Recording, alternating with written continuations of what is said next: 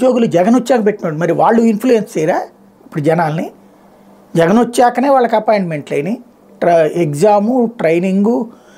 తర్వాత వర్క్ వాళ్ళకి పర్మనెంట్ అయింది మరి వాళ్ళు ఇన్ఫ్లుయెన్స్ చేయరా సచివాలయ ఉద్యోగులు ఇంకొకటి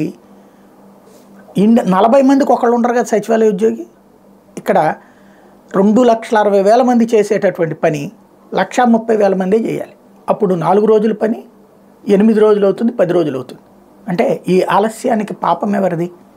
సాధారణంగా మొదటి రోజునే 90% పూర్తయిపోతాయి ప్రతిసారి కూడా పెన్షన్లు ఇవ్వటం అసలు పాయింట్ అది ఒకటి దాన్ని ఏమంటారంటే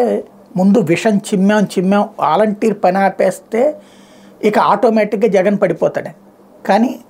నేను మొట్టమొదటి నుండి చెప్తొస్తున్నా ఇది జగన్ మీద ప్రేమతోనో వైసీపీ మీద ప్రేమతోనోగా చెప్పింది అది చాలా ప్రమాదకరమైనటువంటి ఆట ఆడబాకండి దెబ్బతింటారు అన్నట్టు అయిపోయాక ఇప్పుడు చేతులు కాలేక ఆకులు పట్టుకుని అబ్బెబ్బే ఇదేంత వాళ్ళతో ఎందుకు ఇవ్వకూడదు వీళ్ళతో ఎందుకు ఇవ్వకూడదు ఇక అధికారులను బెదిరిస్తున్నారు ఇప్పుడు ఈ వార్త వెనకాల ఉన్నది ఆ సదరు అధికారిని బెదిరించడం నువ్వు మేము పేపర్లో చెప్పా